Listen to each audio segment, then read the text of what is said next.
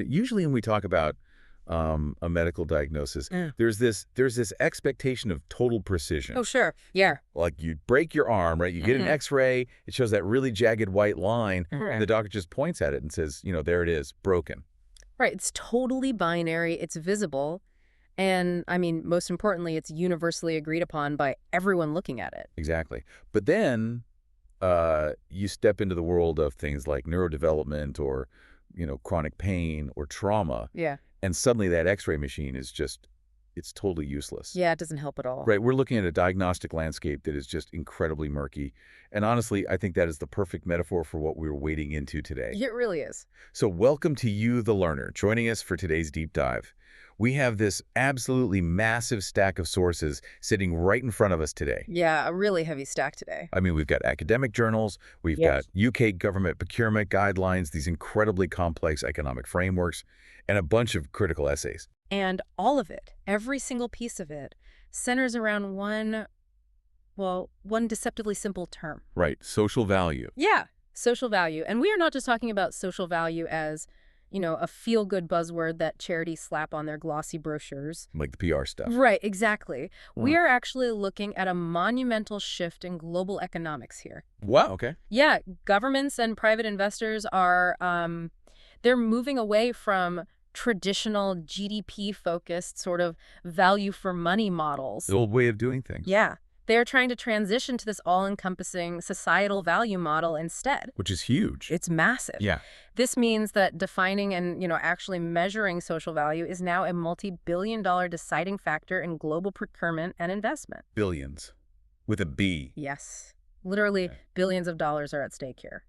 Which I guess brings us to our mission for this deep dive, because we need to figure out what social value actually means. Which is harder than it sounds. Right, because reading through this stack, everyone seems to have a completely different definition. They really do. So we're going to explore exactly how it is measured, looking at the math, the metrics, the monetization of it all. The really crunchy stuff. Yeah, the crunchy data. We'll weigh the strengths and weaknesses of these different methods. And finally, we want to try and determine which tool is best for which specific situation. Because there's no one-size-fits-all here. Right. Okay, let's unpack this. Because the first glaring issue, like the biggest red flag in this entire stack of reading, is that nobody actually agrees on what we are even talking about. It's a bit of a mess, honestly. It is. And when billions of dollars in government contracts are being awarded based on a concept that we can't even firmly define, I mean, we have a serious problem. We do. The literature is just absolutely fractured on the definition. So where do we even start? Well, to make sense of it, we need to look at this really groundbreaking study by De La Cruz Jara and their colleagues. Okay. They realized that before we can even attempt to measure social value, we have to understand the foundational worldview of the actual organization that's trying to create it. Like where they're coming from philosophically. Exactly. They categorized the entire landscape into 5 distinct typologies or, approaches. 5 of them. Yeah. And to really understand these, I don't think we should just list them out. We need a test case.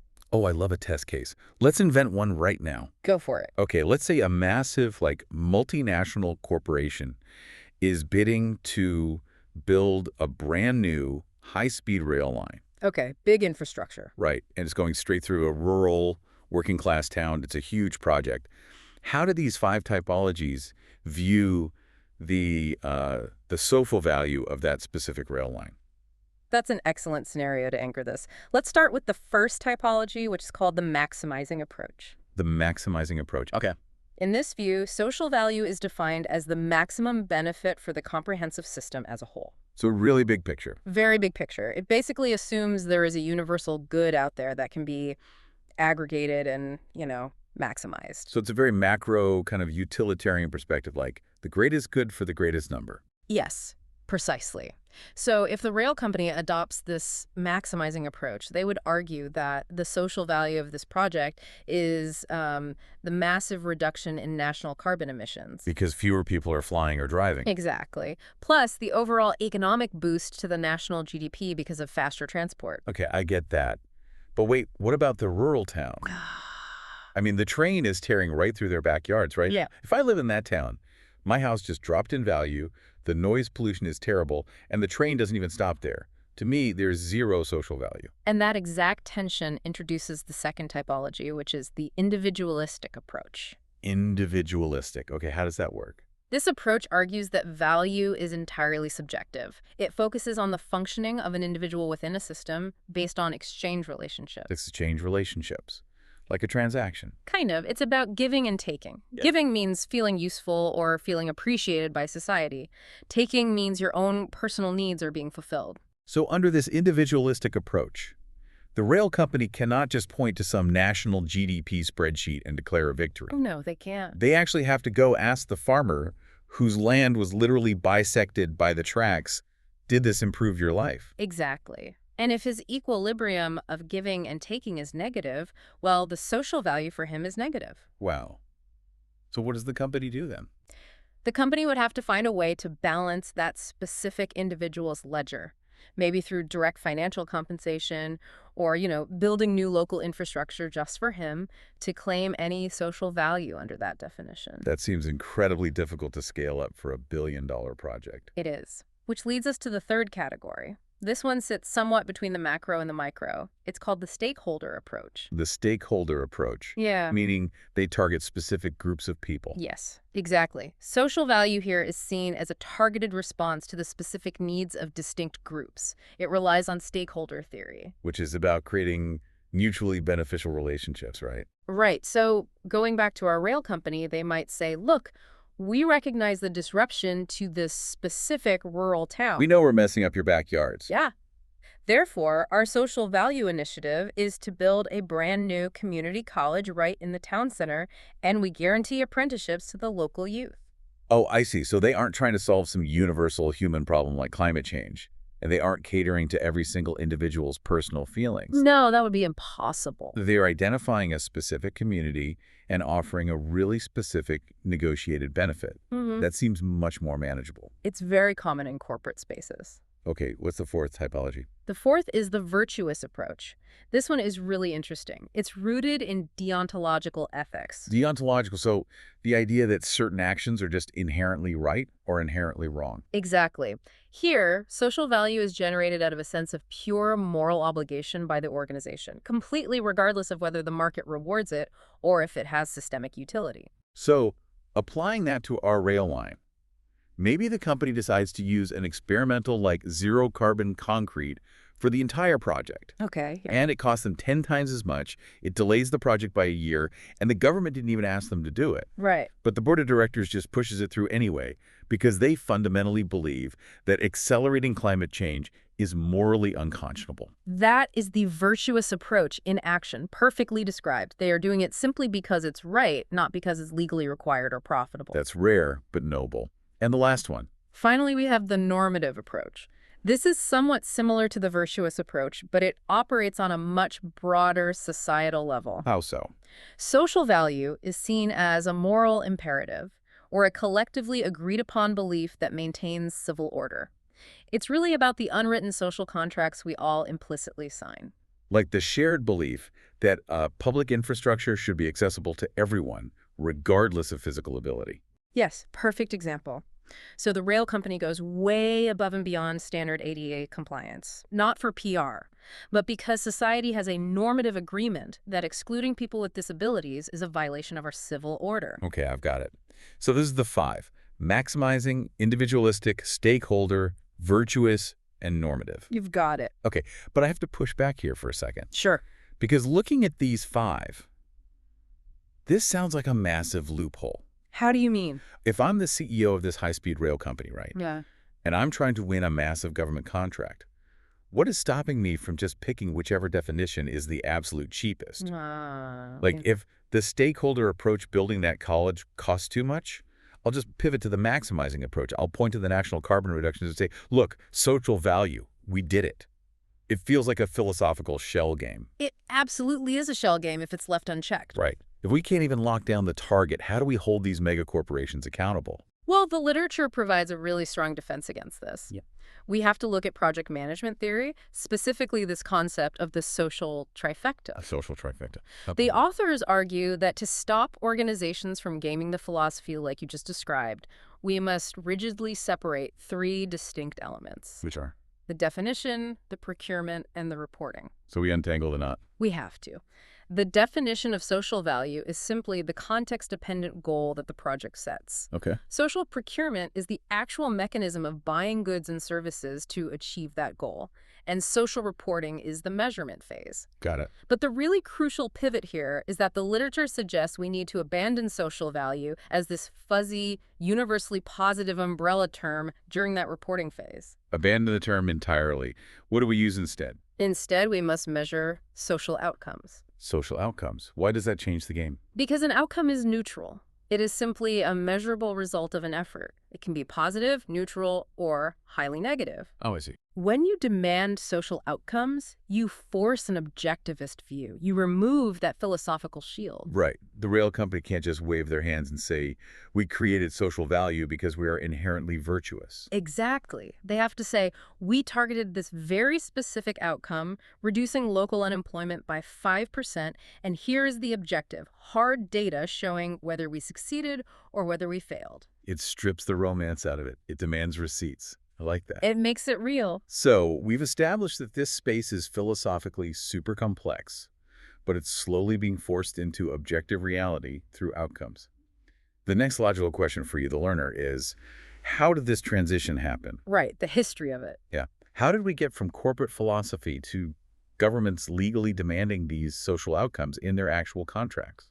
To understand the modern landscape, we really have to look at the legislative catalyst. And across almost all the sources in our stack today, one specific piece of legislation is cited as ground zero. Let me guess, it's from the UK. Yes, it's the UK's Public Services Social Value Act of 2012. Let's dive into the context of 2012, because context is everything here.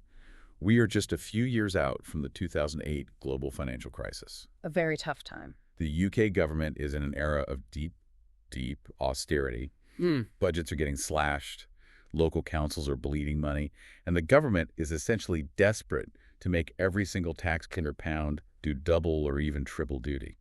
That historical context is vital, because before the 2012 Act, social value was largely just a PR exercise. Right. It lived firmly in the realm of corporate social responsibility, or CSR. So a company building our high-speed rail line might, I don't know, sponsor a local Little League baseball team, put a nice photo of the kids in their annual report, and call themselves good corporate citizens. Exactly. It was a nice to have. But the 2012 Act changed everything. It legally mandated that public authorities in England and Wales must consider how what they are procuring might improve the economic, social, and environmental well-being of the relevant area. Wow.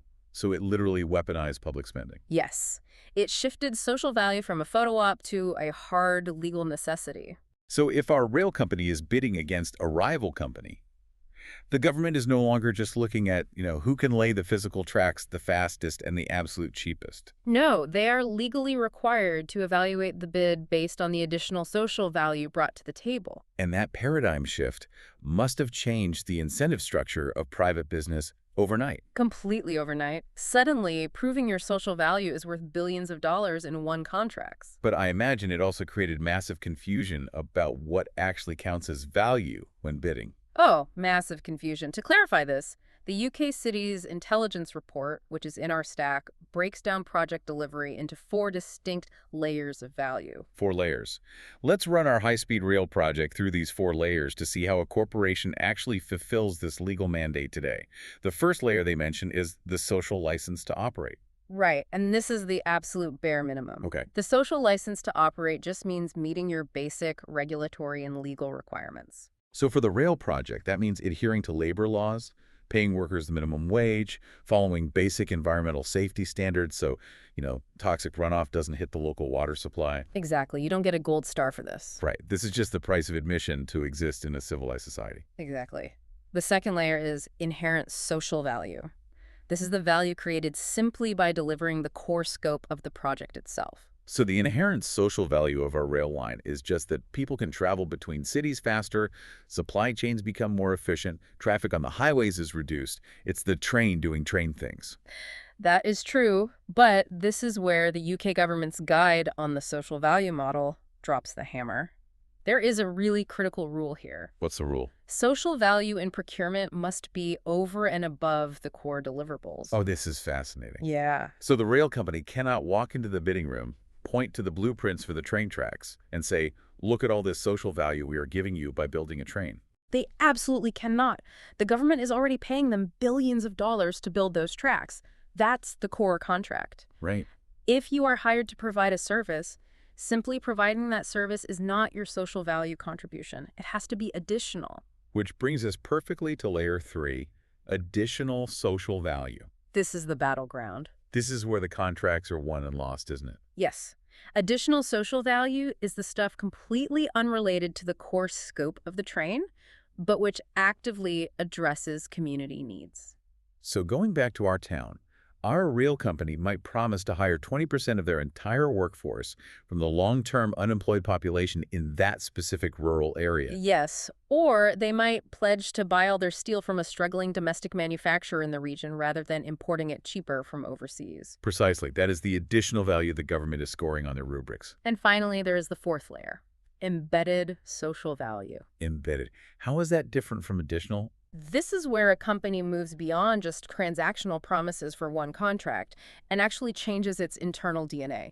It's about maximizing value in the way the project is designed and run from the top down. So maybe the rail company permanently restructures its entire corporate board to always include community representatives. Yes. Or they adopt a radically inclusive permanent hiring model that outlasts this single rail contract. Exactly. It's structural change. So what does this all mean when we zoom out?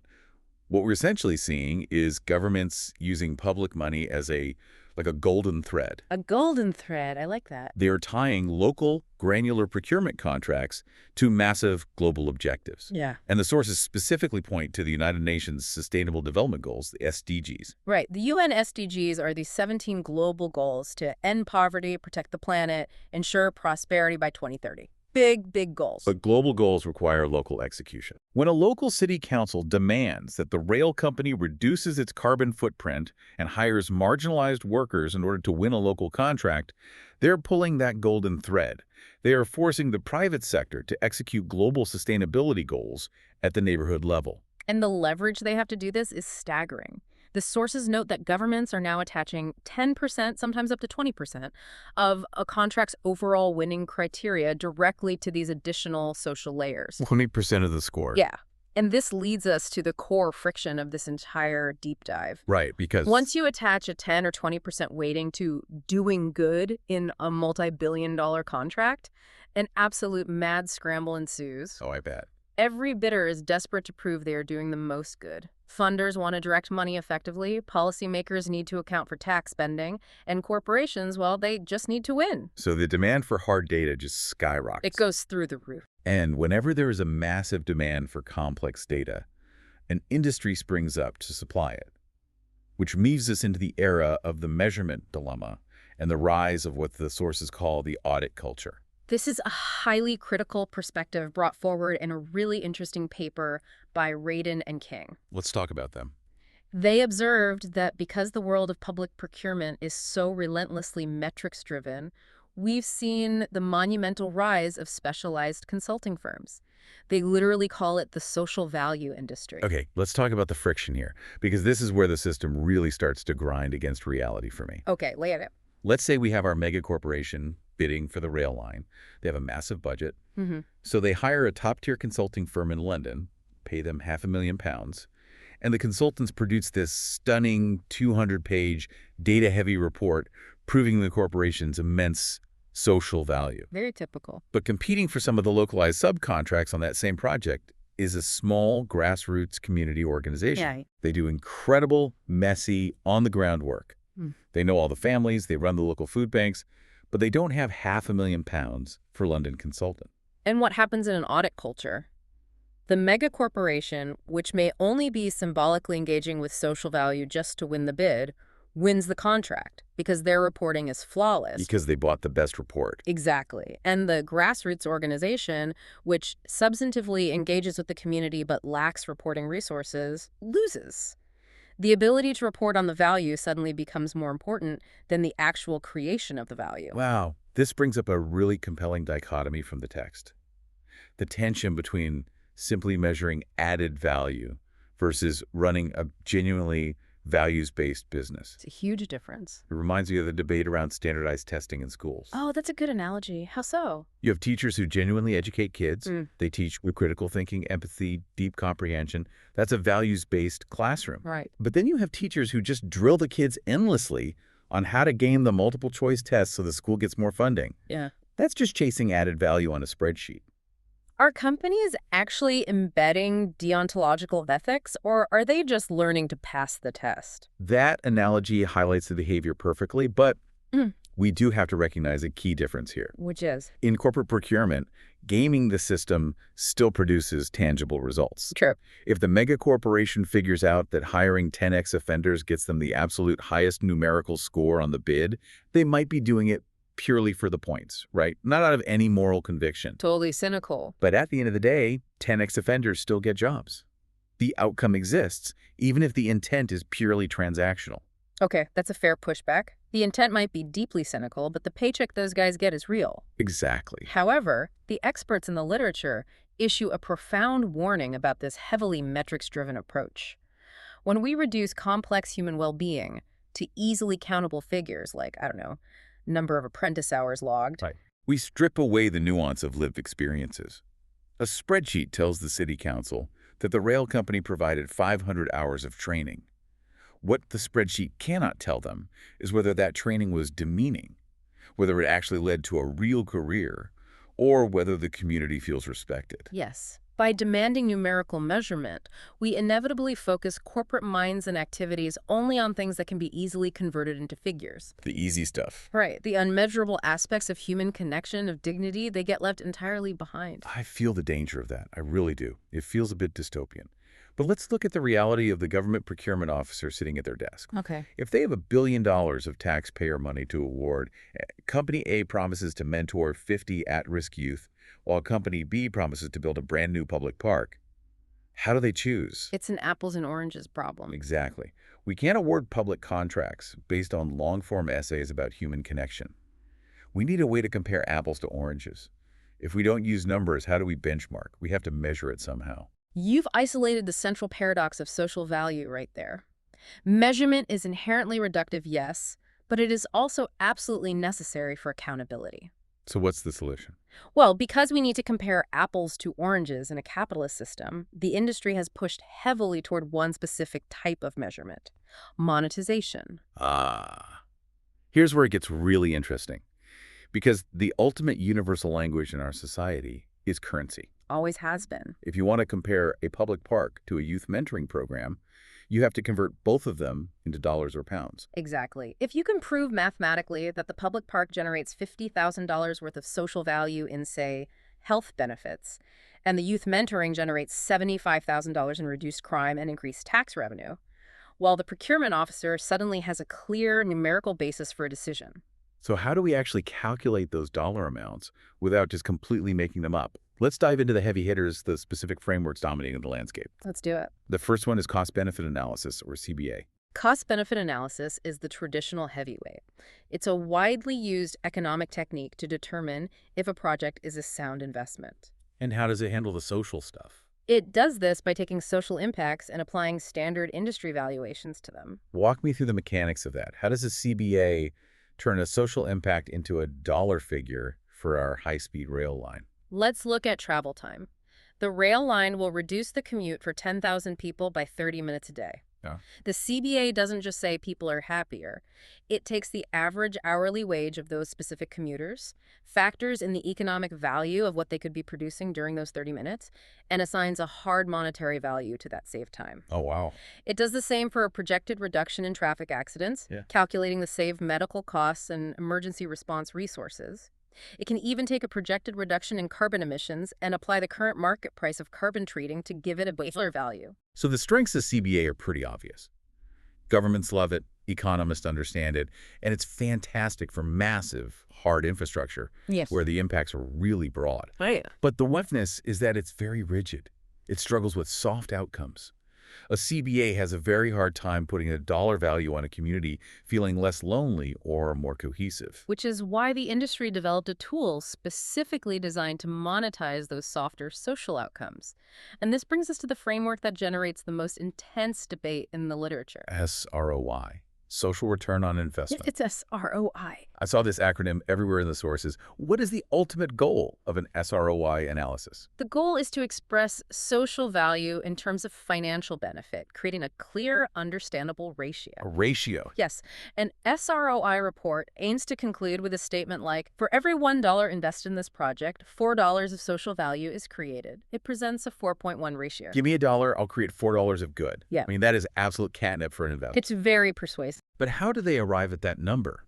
We need to look at the deep mechanics here, because they aren't just pulling these ratios out of thin air. No, absolutely not. SROI is an incredibly rigorous, almost punishing framework.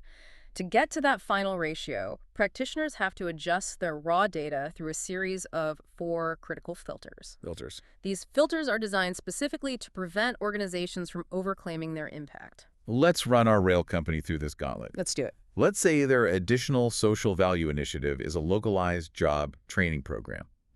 They claim they are going to spend $1 million and train 100 unemployed locals to be trained technicians. What is the first SROI filter they have to pass through? The first filter is called deadweight. Deadweight asks a brutal baseline question. What would have happened anyway, even if your project didn't exist? Wow, okay. So the rail company looks at the local economy. If the local economy is already booming and general employment is naturally rising, the deadweight filter asks how many of those 100 locals would have found jobs on their own without the training program. Precisely. If economic forecasts suggest that 20 of those individuals would have found comparable employment naturally over the next year, you have to subtract them. So you only get credit for 80. Right. Your project is only responsible for the remaining 80. You cannot claim financial value for things that the universe was going to deliver anyway. That is strict, but it makes perfect sense. What is the second filter? The second is displacement. This asks, did your project actually solve a systemic problem, or did it just move the problem somewhere else? Let me apply this to our rail company. They successfully train those 80 locals and hire them. Okay. But because they hired those 80 locals, they ended up firing, or just not hiring, 80 technicians from the neighboring city who previously held those contracts. Exactly. The unemployment didn't disappear. It was just displaced from your target group to another group down the road. Oh, man. SROI forces the company to track that displacement and aggressively reduce their claimed social value ratio accordingly. You can't just shuffle the deck chairs and claim you saved the ship. That is intense. Okay. Third filter. Attribution. This filter acknowledges reality. Your project does not exist in a vacuum. Who else helped achieve this outcome? So our 80 locals got jobs, but maybe a local charity provided them with free childcare during the training months? Yep. And maybe the local government provided free bus passes so they could even get to the training center in the first place. Yes. The rail company cannot claim 100% of the credit for the outcome if the outcome was co-produced. The SROI practitioner has to calculate the percentage of success directly attributable to the rail company's intervention and share the remaining financial credit with the charity and the government. This is so rigorous. And the final filter. Drop-off. This looks at the longevity of the benefit. Does the value you created decline over time? How does that work in practice? Well, the rail company helps someone get a job in year 1, so the value is high. Yeah. But by year 4, that person's continued employment is more a result of their own accumulated experience and work ethic, right? Right. So the value the rail company can claim drops off significantly year over year. So when you combine deadweight, displacement, attribution, and drop-off, SROI is basically an anti-vanity metric. It really is. It forces immense transparency and aggressive proof of causality. Yeah. But I have a massive problem with this. What stands out to you? The sheer cost of doing this NAF. Yes. If I have to hire economists and sociologists to track deadweight and displacement over 5 years, conducting an SROI analysis is going to cost a fortune. It is very expensive. If I run a small community-based nonprofit, aren't I taking money away from the actual charity work just to prove I did the charity work? Yeah. I'd rather spend $50,000 hiring another social worker than paying a consultant to generate a 4.1 ratio for my board members. You've hit on the most widely recognized flaw in the entire literature. SROI is highly resource intensive. It has to be, with all those filters. Right. The experts in the sources emphasize that practitioners must balance this with the concept of proportionality. Don't spend $50,000 measuring a $100,000 project. SROI is an excellent tool for massive, multi-million-dollar interventions like our rail line, but it can absolutely crush a grassroots organization. Furthermore, SROI requires assigning financial proxies to non-market goods. Wait, explain financial proxies. It's the mechanism of assigning a dollar value to a feeling or a state of being. Like what? How do you monetize human dignity or the preservation of a historic building in the rural town? You have to find a proxy, a secondary metric that has a market price. That sounds tricky. It is. This can feel deeply reductive and highly subjective depending on which proxy the consultant decides to use. And because SROI and CBA are so heavy on financial proxies and intense calculations, it seems like the industry has sort of fractured. We've seen a massive variety of alternative tools pop up to measure value differently. Oh, it is a rapidly expanding toolkit. The Watts study in our sources maps out what can only be described as an alphabet soup of alternative methods. I saw that list. National TOMS, LM3, SIA, GIRs, HIP, IRASER, the ONS Wellbeing Survey. It's completely overwhelming. If I'm a procurement officer, how do I even know which one to pick? It's daunting. Let's act as a guide here for you, the listener. Let's pull a few of these out of the soup, explain how they mechanically work, and determine exactly when they should be used. Let's start with LM3. LM3 stands for Local Multiplier 3. This tool is best used when a project's primary goal is local economic stimulus. Okay. It doesn't attempt to measure carbon footprints or human happiness. It strictly tracks the flow of money. Specifically, it measures how a project's spending circulates within a defined local economy across 3 rounds of spending. Walk me through the 3 rounds for our rail project. Round 1 is the initial investment. The government awards a $10 million localized contract to the rail firm to build a specific station. Okay, that's round 1. Round 2. The rail firm takes $1 million of that and hires a local plumbing subcontractor and buys $2 million worth of concrete from a local quarry rather than a massive national supplier. Okay, so the money is actively staying in the town. What's round 3? Round 3 looks at the employees of those local subcontractors. The local plumber takes his wages and spends $500 at the local grocery store, $200 at the local mechanic, and pays rent to a local landlord. Ah, I see. LM3 calculates this velocity of money to show how the initial investment multiplied its value by staying within the community rather than leaking out to international shareholders. It's a fantastic, tangible tool for local economic development. I really like that one because the math is grounded in actual receipts, not abstract proxies. What about SIA? SIA is the social impact assessment. The key differentiator here is timing. SIA is best used proactively before a project even breaks ground. It is a forecasting tool. So it's about anticipating the future. Yes. The rail company uses an SIA to identify potential negative social concerns, like the fact that the new rail line will physically cut off a neighborhood from the local hospital. That would be a disaster. Exactly. The SIA identifies this so it can be mitigated with a pedestrian bridge before the bulldozers arrive. It also identifies ways to enhance positive impacts early in the design phase. It's basically preventative medicine. Now let's swing to the complete opposite end of the spectrum. Yeah. The sources talk a lot about SWV. Subjective well-being valuation. Right. This tool is best used for deeply personal social enterprises, health interventions, or community projects where economic metrics just fail. It moves away from dollars and cents entirely. Instead, it measures life satisfaction directly from the beneficiaries. But how do you quantify a subjective feeling so a government can actually use it? The sources mention a concept called a well-be. Yes, a well-being adjusted life year. It uses established psychological scales. You ask people a simple question. Overall, how satisfied are you with your life nowadays on a scale of 0 to 10? Okay, simple enough. You survey them before the intervention and after. If the rail company builds a massive, beautiful community park as part of their social value, and the surrounding neighborhood's average life satisfaction score jumps by 1 point, you have quantified a well-be. That's fascinating. It acts as a human-centric alternative to GDP, acknowledging that value is ultimately experienced subjectively by the individual. Okay, and finally, we have to talk about the system that came up repeatedly in the UK public procurement context specifically, National TOMS. TOMS stands for Themes, Outcomes, and Measures. This framework was designed specifically to solve the problem of bidders using totally different accounting methods. Right, the apples to oranges problem. Exactly. It creates a standardized reporting framework so that local councils and every bidding corporation are speaking the exact same language. How does it mechanically work? It's basically a massive standardized menu of KPIs, key performance indicators. Like what? The menu has specific measures like number of local people employed, or tons of waste diverted from landfill, or hours volunteered in the community. Crucially, the National TOMS framework assigns a standardized financial proxy value to every single item on that menu. Wait, so the government has already decided what an hour of volunteering is worth in dollars, and everyone just has to use that exact number? Yes, it eliminates the subjectivity of SROI where consultants argue over proxy values. If the proxy for a diverted ton of waste is $50, every bidder uses $50.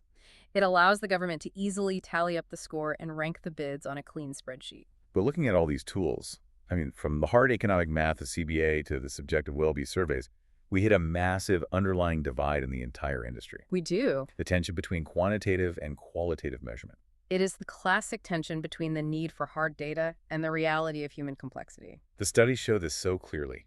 Quantitative methods like TOMS or SROI provide transparent numerical data. They are clean, they are comparable, and they fit neatly into a procurement officer's spreadsheet. Which they need. Right. But they ruthlessly simplify reality. Qualitative methods like long-form interviews or subjective well-being surveys uncover deep, nuanced human experiences. They tell you the truth of the situation, but they are biased, they are incredibly hard to replicate, and you cannot put an essay into a spreadsheet formula. How do you reconcile that tension? It actually makes me think of how we review restaurants. How so? If I'm looking for a place to eat, quantitative measurement is the 4.5-star rating on the app. Qualitative measurement is the 3-paragraph written review detailing the ambiance, the service, and the flavor profile of the soup. That's an interesting way to look at it. Think about it. You absolutely need the star rating to quickly filter and rank this restaurant against 50 other options in the city. A procurement officer needs the quantitative data to rank the bids. But the star rating doesn't tell you anything about the food. No, it doesn't. Why did it get 4.5 stars? Was the food amazing, but the service terrible? You need the text, the qualitative data to know why the soup was good. You need both. I like that framing. A star rating without context is blind, and a written review without a rating is unscalable. Exactly. And that exact realization is what is driving the most advanced thinkers in this field toward a new gold standard. Which bridges us into the final major section of our deep dive, the future of measurement. So what does the future look like? Because the literature strongly signals that relying solely on numbers is failing us. It leads directly to that symbolic audit culture we warned about earlier. The future relies on the mixed methods approach. The experts are arguing that we must explicitly combine the certitude and large sample sizes of quantitative metrics with a depth of qualitative why and how questions. I found a brilliant example of this in the sources. There was a study by Kirkwood and Webb assessing sustainable community development. Oh, yes. They used a mixed methods approach, and alongside their standard numerical metrics, they asked these incredibly provocative, open-ended questions to the community. They didn't just ask, how many times a week do you visit the new park? What did they ask? They asked, do users of this space get a sense of wonder? Has it reduced your feelings of loneliness? Have we made someone feel a more valued part of society? Those questions are profound because they target the actual human experience of the outcome, not just the mechanical output of the infrastructure. And I have to say, reading through hundreds of pages of economic frameworks, procurement laws, and accounting proxies, it is so incredibly refreshing to hear the word wonder in a discussion about corporate contracts. It rehumanizes the entire process. And that rehumanization points to the ultimate paradigm shift the literature is advocating for, the concept of co-creating value. Co-creating. The most progressive papers argue passionately that society, not specialized consultants sitting in a high-rise, should dictate what social value is. True value must be co-created with communities. So going back to our rural town and the high-speed rail line, Yeah. co-creation means the rail company doesn't just show up and say, good news, we decided your social value is a new park, here are the blueprints. Exactly. Stakeholders must be intimately involved in defining their own priorities. The rail company needs to sit down on the town hall and ask, what do you actually need? Right. Maybe the town doesn't need a park. Maybe they need funding for their struggling volunteer fire department. Co-creation removes the top-down hierarchy of deliverables forced upon a community by a corporation trying to hit its TOMS KPIs. But how do we integrate that highly localized, qualitative co-creation with the government's need for hard, objective procurement numbers? We still need the spreadsheet, right? We are starting to see innovative frameworks that attempt to blend the two. The sources highlight a fascinating concept called SMEV. SMEV, socially modified economic valuation. Walk me through the mechanics of how this bridges the gap. It's a brilliant mathematical compromise. SMEV takes objective economic valuations, the hard numbers, and standard proxies from a cost-benefit analysis, and then applies transparent social weights to those numbers based on community-defined priorities and local deprivation indexes. How does a social weight work mathematically? Let's say the standard economic proxy for creating one new apprenticeship is $10,000.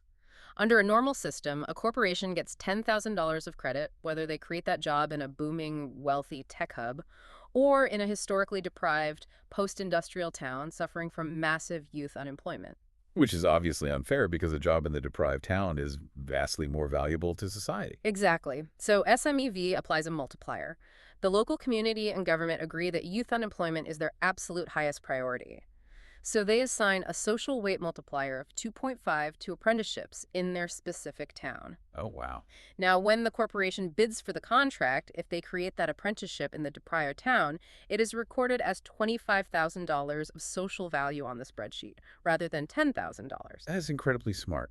It provides a flexible, place-based framework. It uses the hard economics that procurement officers need, but it bends the math to reflect the subjective, qualitative reality of the people actually living there. It adapts the system to the human, rather than forcing the human to fit the system. As I reflect on everything we've covered today, the 5 philosophical typologies, the austerity-driven 2012 Act, the brutal 4 filters of the SROI gauntlet, The alphabet soup. yeah, the massive alphabet soup of LM3, SWV, and TOMS, and finally the push toward SMEV and co-creation.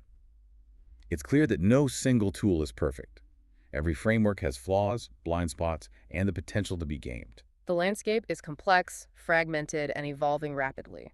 But I think the biggest takeaway for me is that the risk of a flawed tool isn't the real danger. The real danger is throwing our hands up, saying this is too hard to measure, abandoning the effort entirely, and returning to a world where we only care about the cheapest price.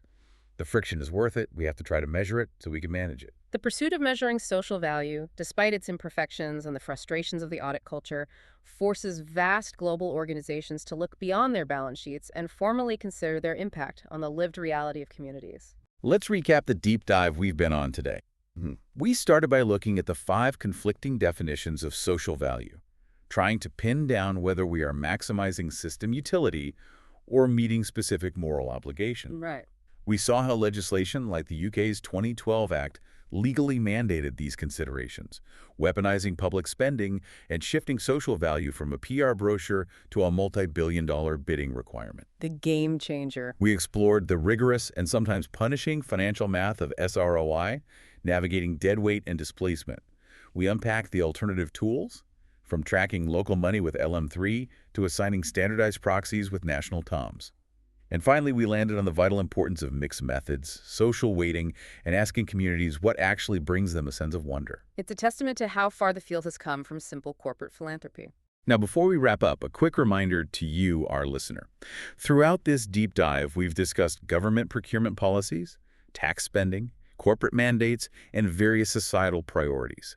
Our goal today was strictly to impartially unpack the frameworks of measurement found in the source material. We are exploring the mechanical reality of how this data is calculated and used. We are not endorsing any specific political policy, legislative mandate, or worldview mentioned in the texts. Indeed. Our aim is to provide clarity on the methodology, not to advocate for a specific ideology or economic system. And as we conclude, I want to leave you with a final thought to ponder. Go ahead. We've seen throughout this discussion that monetizing social value, turning it into a financial proxy, is what allows it to compete in a capitalist market. It gives human outcomes the armor they need to stand toe-to-toe with traditional financial metrics in a corporate boardroom. Right, it gives it teeth. But consider this.